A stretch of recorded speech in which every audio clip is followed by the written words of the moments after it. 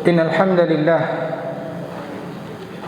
نحمده ونستعينه ونستغفره ونعوذ بالله من شرور أنفسنا وسيئات أعمالنا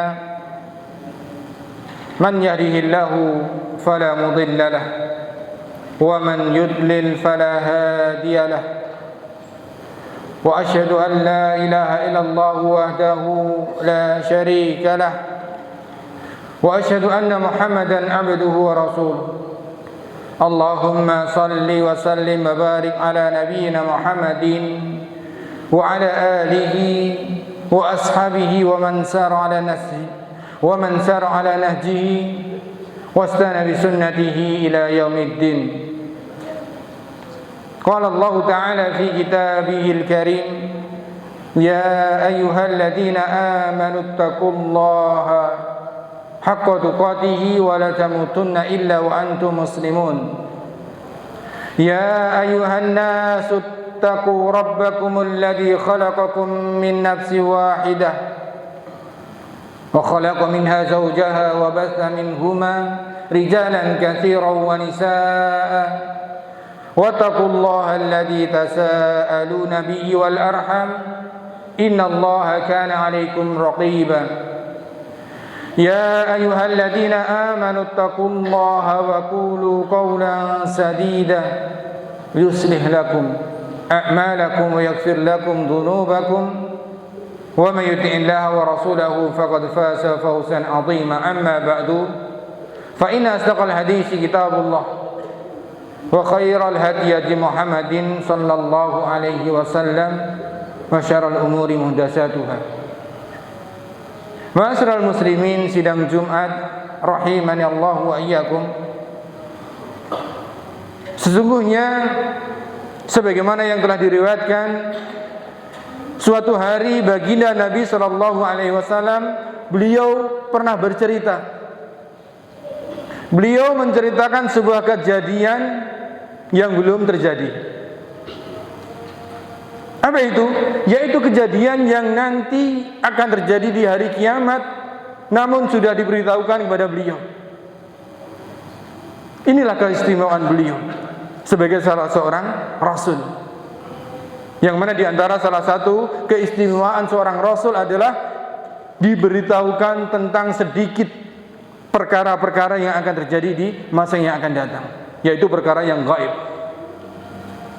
Beliau bersabda, inni la a'lamu akhir ahli nari khurujan minha. Sesungguhnya aku mengetahui orang yang terakhir keluar dari neraka. Wa akhiru ahli jannati dukhulan al jannah. Dan aku juga mengetahui orang yang terakhir masuk ke dalam surga. Rajulun yakhruju minan nari habwa, yaitu seorang lelaki yang dia keluar dari neraka dalam keadaan merangkak, saking beratnya penderitaan yang dia terima di neraka, sehingga dia keluar dalam keadaan merangkak. Kemudian beliau melanjutkan, fayaqulullahu tabaraka wa ta'ala lahu. Kemudian Allah tabaraka wa ta'ala berkata pada orang ini, idhab fadkhulil jannah, pergilah kamu, masuklah ke sana, ke dalam surga. Fayatiha, maka orang ini pergi ke surga. Fayukhayyalu ilaihi annaha mal'ah, namun dia ketika berada di depan surga membayangkan bahwasanya surga telah penuh.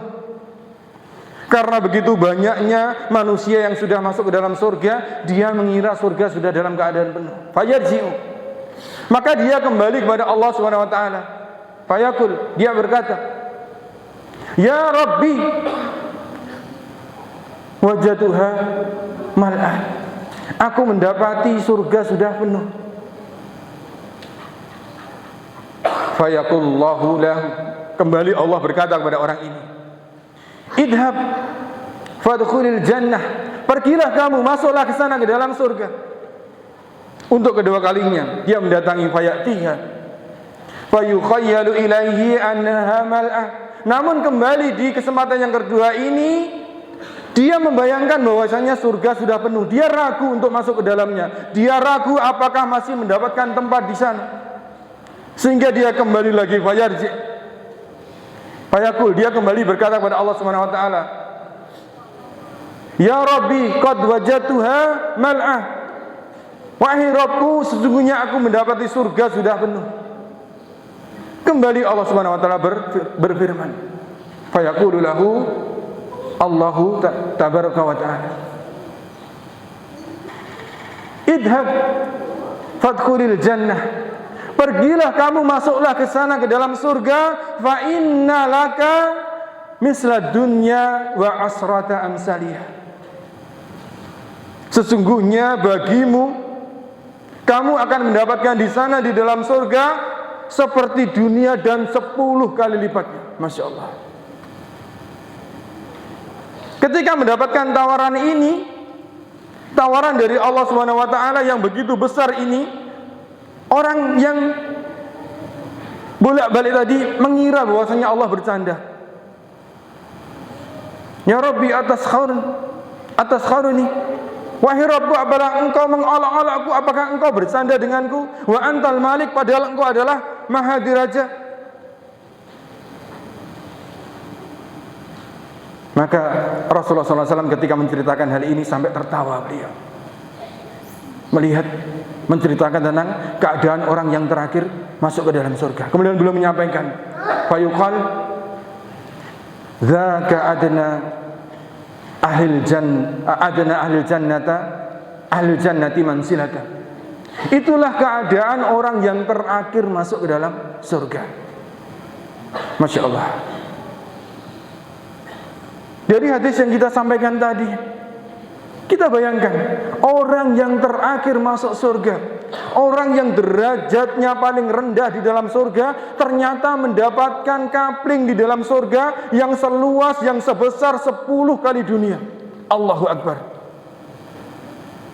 Kita bayangkan bagaimana orang-orang yang berada di tingkatan di atasnya. Bagaimana dengan para sahabat, orang-orang yang mulia yang dahulu menemani baginda Nabi sallallahu alaihi wasallam. Bagaimana dengan surga Firdaus? Sungguh dari hadis ini menjadi pelajaran bagi kita bahwasanya surga adalah sesuatu yang sangat mahal. Kita bayangkan orang yang paling rendah dalam surga ternyata mendapatkan balasan yang begitu besar dari Allah. Dan ini penjelasan yang semacam dengan ini sudah sering kita dengarkan. Betapa banyak penjelasan dari ulama kita, dari ustadz kita, dari kiai kita tentang mahalnya surga, tentang betapa indahnya surga dengan sungai-sungainya, dengan bangunan-bangunannya yang terbuat dari permata, dari emas berlian. Hampir semuanya kita kaum muslimin sudah sering mendengarkan hal itu. Namun yang menjadi pertanyaan, sudahkah kita setelah mengetahui bahwasanya surga adalah barang yang sangat mahal, sudahkah kita menempatkan di tempatnya? Sudahkah kita memperjuangkannya sesuai dengan mahalnya surga tersebut? Kalau kita mau introspeksi diri kita masing-masing, ternyata belum.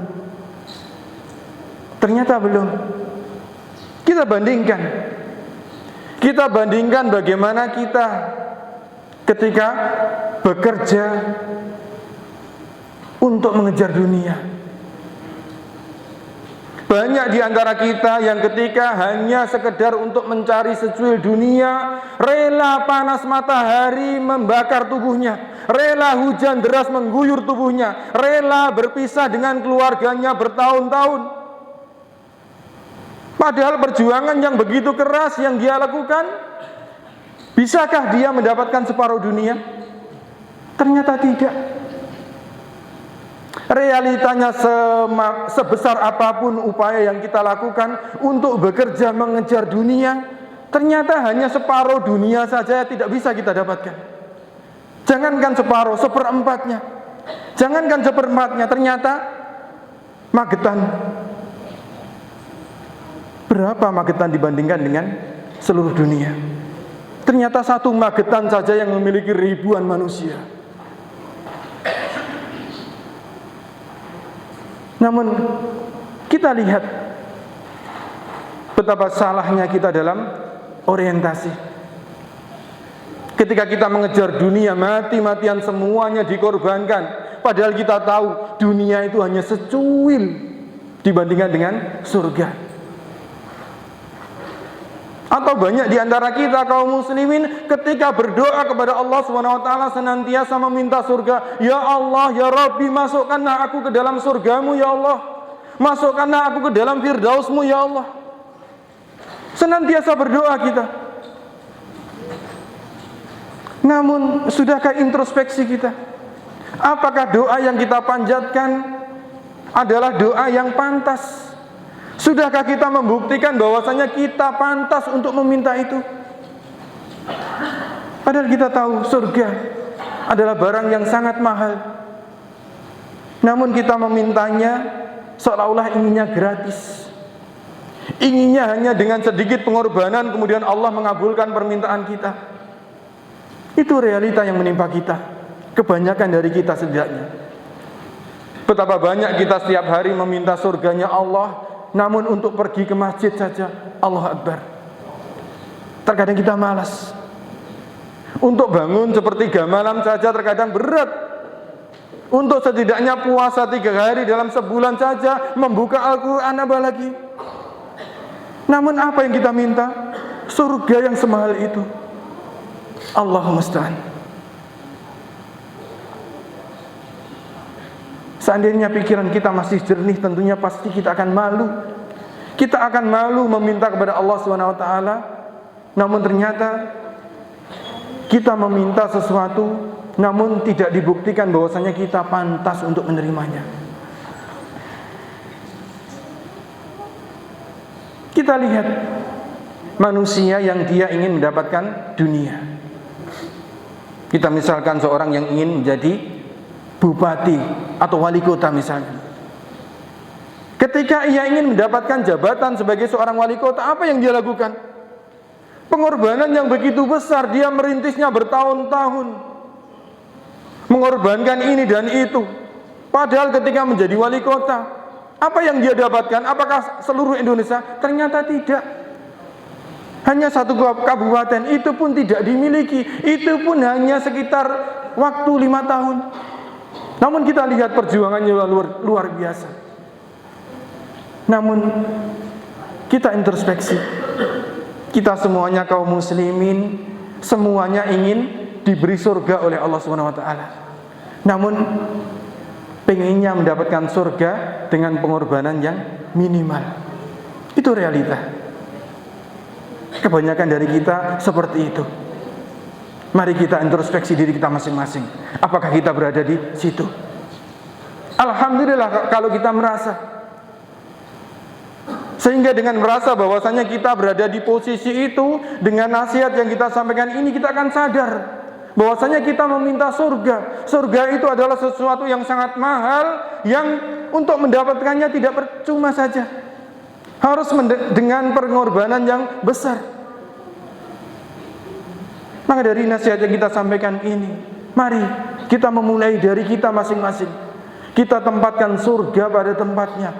Ketika kita ingin mendapatkan surga dari Allah SWT, kita harus membuktikan diri bahwasanya kita pantas untuk meminta, kita pantas untuk mendapatkannya. Dengan apa? Dengan meningkatkan ibadah kita, dengan meningkatkan jumlahnya, dengan meningkatkan kualitasnya, agar dengan begitu kita semuanya tidak merasa malu di hadapan Allah SWT ketika senantiasa berdoa kepada Allah agar dimasukkan ke dalam surga. Aqulu qouli hadza wa astaghfirullah li wa lakum wa li sa'iril muslimina min kulli dhanbin fastaghfiruhu innahu wal ghafurur rahim.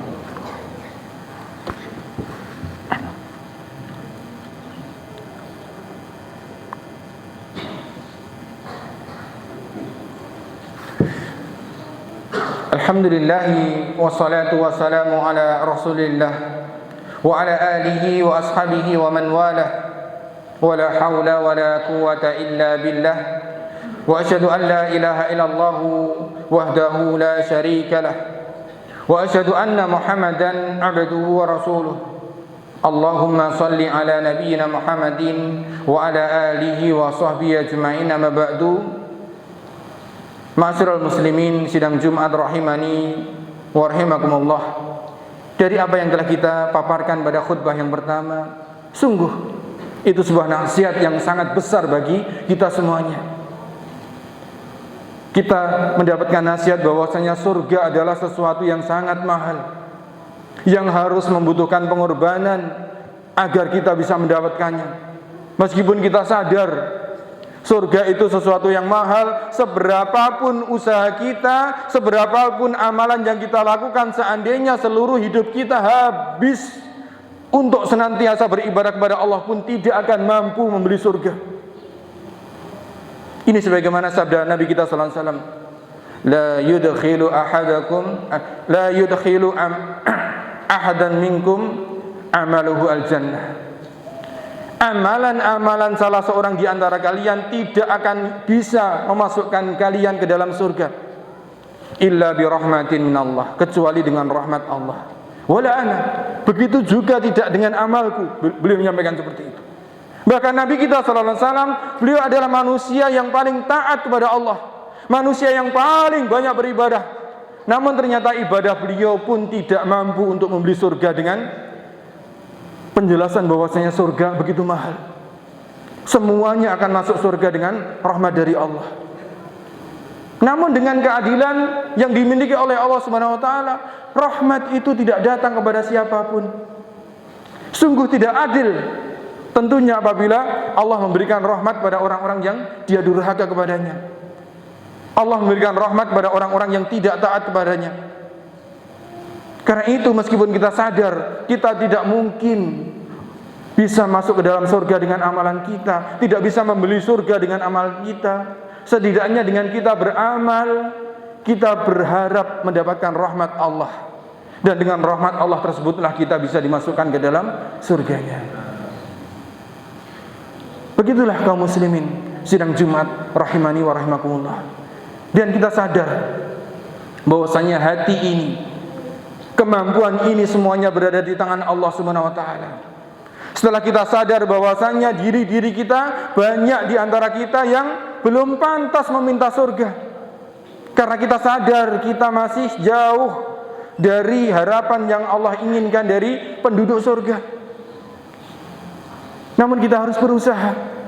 Yang pertama kita harus berdoa kepada Allah Subhanahu wa taala. Sebagaimana baginda Nabi sallallahu alaihi wasallam, manusia yang paling taat sekalipun beliau senantiasa berdoa, Allahumma a'inni ala zikrika wa syukrika wa husni ibadatik. Beliau mengulang-ulang doa ini, ya Allah, bantulah aku agar aku bisa bersyukur kepadamu, berzikir kepadamu, dan beribadah dengan baik kepadamu. Karena itu mari kita kaum muslimin senantiasa berdoa kepada Allah sebagaimana yang dilakukan oleh baginda Nabi sallallahu alaihi wasallam. Beliau manusia yang paling taat, ternyata masih berdoa kepada Allah agar dibantu dalam ketaatan, apalagi diri kita.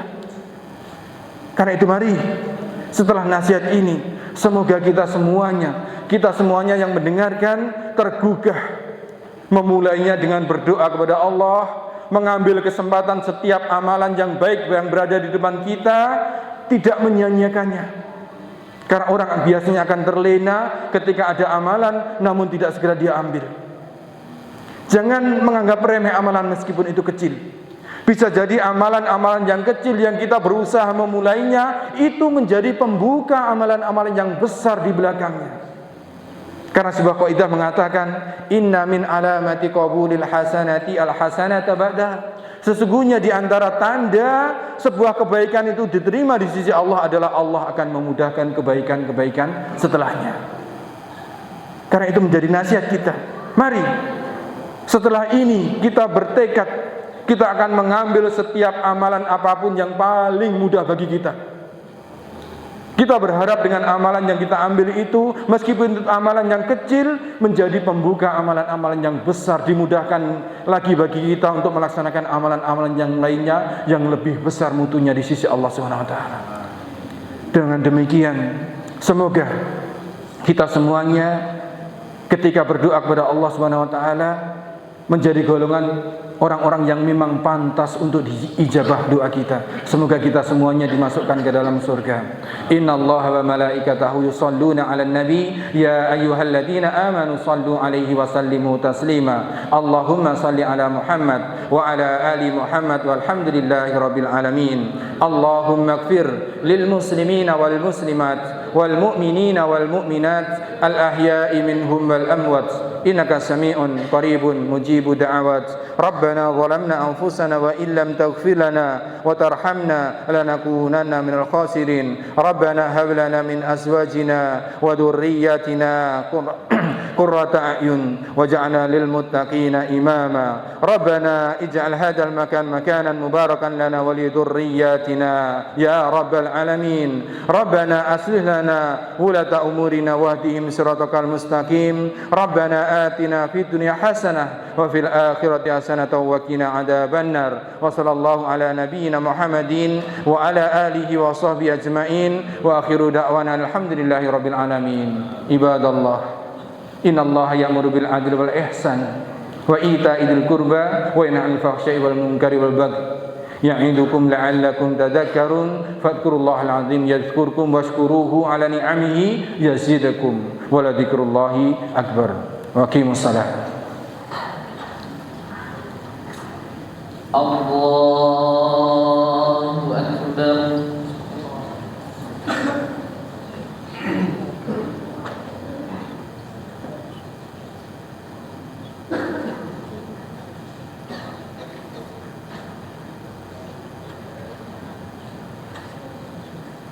Bismillahirrahmanirrahim.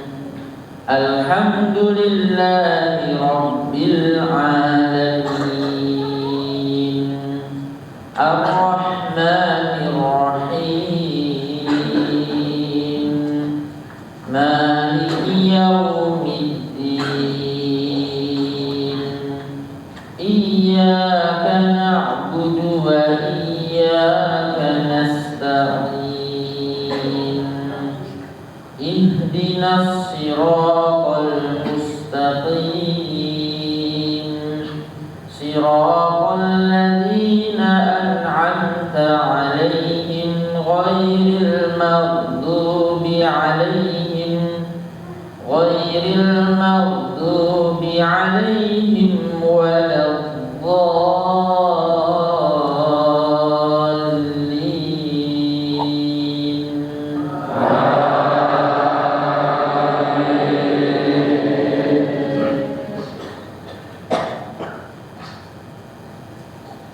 Bismillahirrahmanirrahim.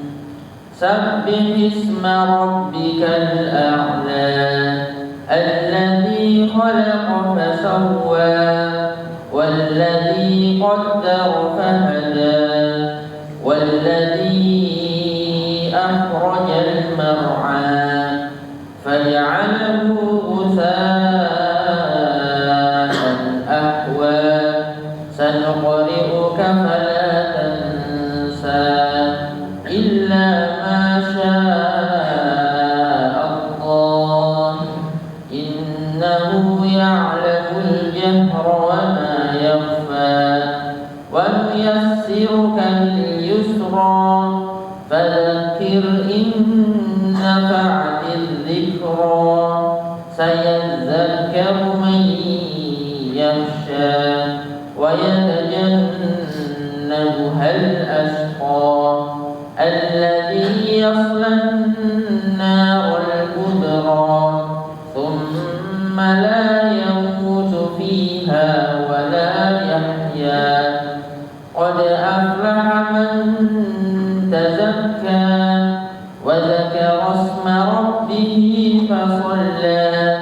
Bal tu'thiruna al-hayata ad-dunya wal akhirata الآخرة خير وأبقى إن هذا لفي الصحف الأولى صحف إبراهيم وموسى. الله أكبر.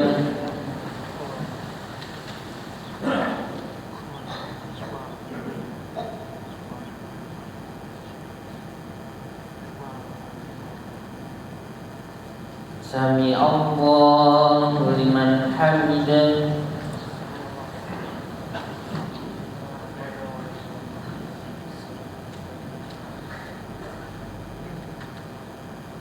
Allahu Akbar. Allahu Akbar.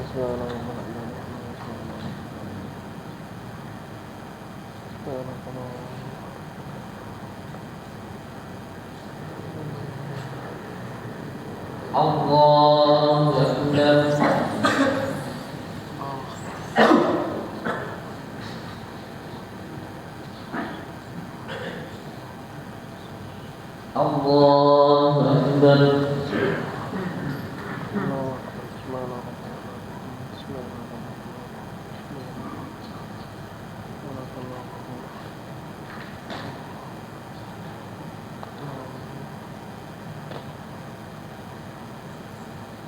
Allahu Akbar.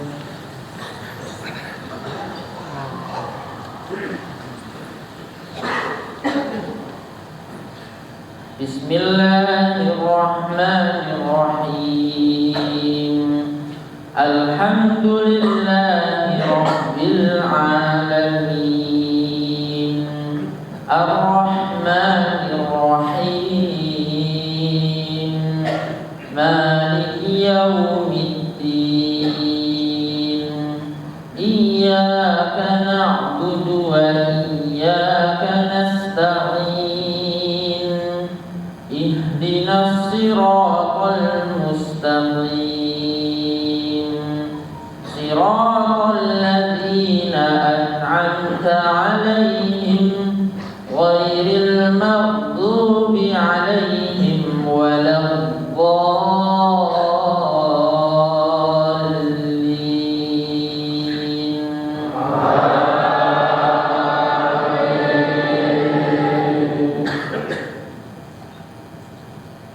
Bismillahirrahmanirrahim. Hal ataka hadithul ghashiyah. Wujuhun yawma idzin khashi'ah 'amilatun nasibah tasla naran hamiyah tusqa min 'aynin aniyah laisa lahum ta'amun illa min dhari' la yusmin wa la yughni min ju' wujuhun yawma idzin na'imah li sa'yiha radiyah fi jannatin 'aliyah la tasma'u fiha laghiyah fiha 'aynun jariyah fiha sururun marfu'ah wa akwabun mawdu'ah wa namariqu masfufah wa zarabiyyu mabthusah afala yanzuruna ila al-ibli kayfa khuliqat wa ila as-samaa'i kayfa rufi'at wa ila al-jibali kayfa nusibat wa ila al-ardi kayfa sutihat fadhakkir innama anta mudhakkir lasta 'alayhim bimusaytirin illa man tawalla wa kafar fayu'adhibuhu Allahu al-'adhab al-akbar inna ilayna iyabahum thumma inna 'alaina حسابهم الله أكبر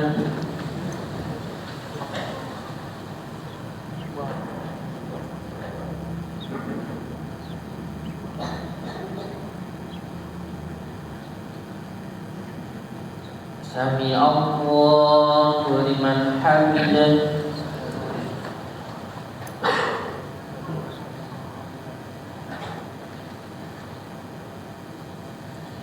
الله أكبر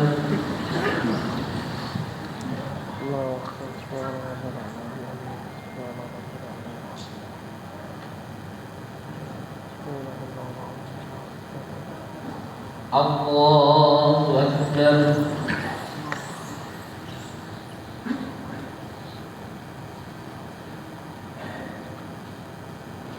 الله أكبر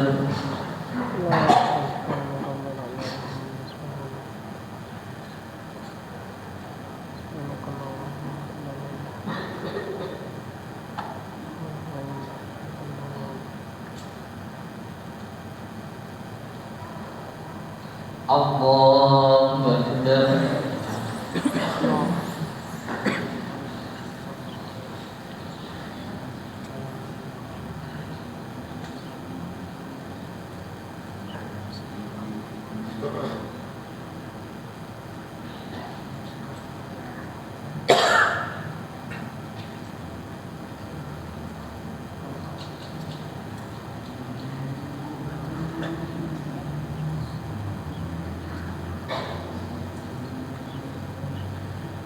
السلام عليكم ورحمة